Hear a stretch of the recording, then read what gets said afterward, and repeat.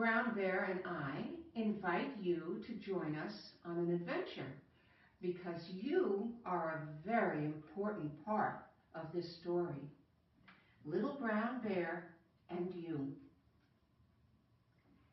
Little Brown Bear was alone. Little Brown Bear was all alone and lonely. Little Brown Bear was all alone and lonely and looking for someone to love.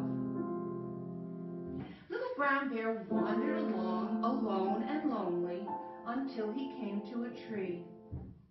He looked at the tree and thought, maybe I could love this tree. He stretched up on the tippy top of his small little toes. He reached out with his furry little arms. But the tree was so tall, Little Brown Bear couldn't see to the top. The tree was so big around that Little Brown Bear's arms couldn't reach. And the trunk of the tree was rough and hard. Little Brown Bear sat down on the ground and sighed a sad, lonely sigh. Soon, Little Brown Bear got up and started on his way again.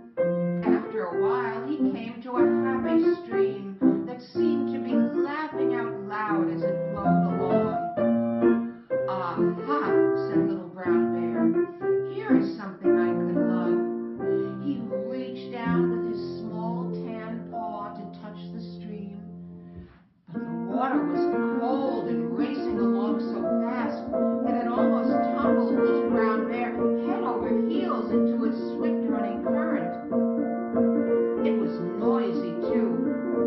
It gurgled and giggled and sniggled so loudly that Little Bear couldn't even hear himself sigh as he sat down on the green grass growing beside the stream.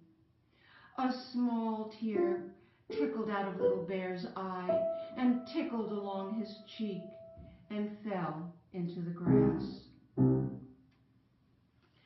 As Little Brown Bear sat all alone and lonely, he noticed a teeny tiny ant crawling along over a smooth gray rock. Little Brown Bear's eyes popped open wide.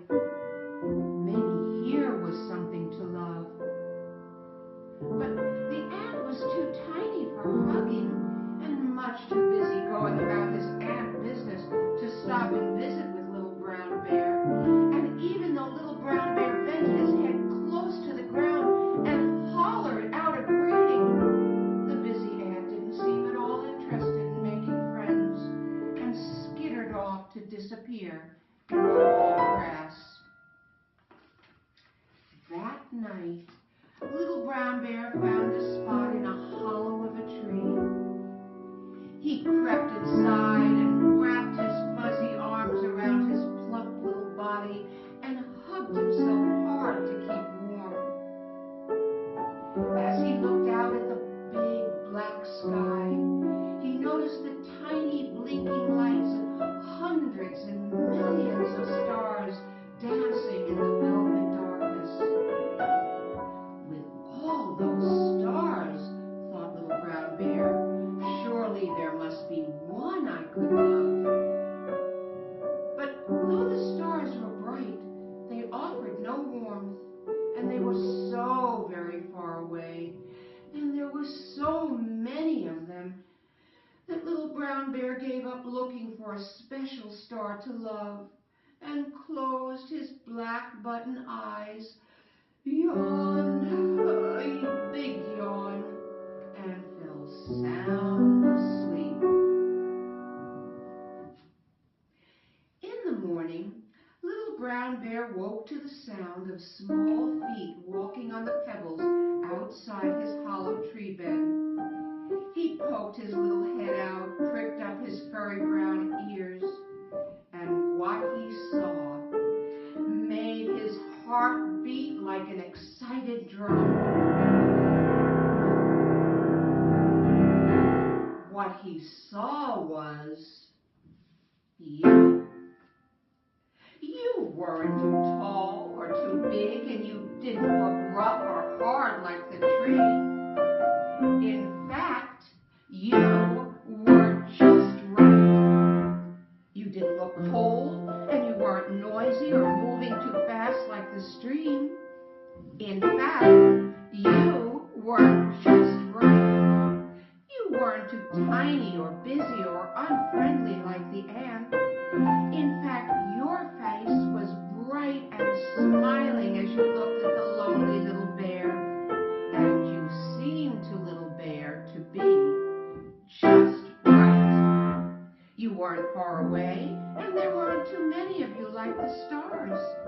No, in fact, you were just right. Little brown bear felt your small, sweet arms reach down and lift him. He felt your smooth, sweet cheek rub gently against his fur. His tiny little heart filled till it felt like it would float right out of his body. He had found someone to love.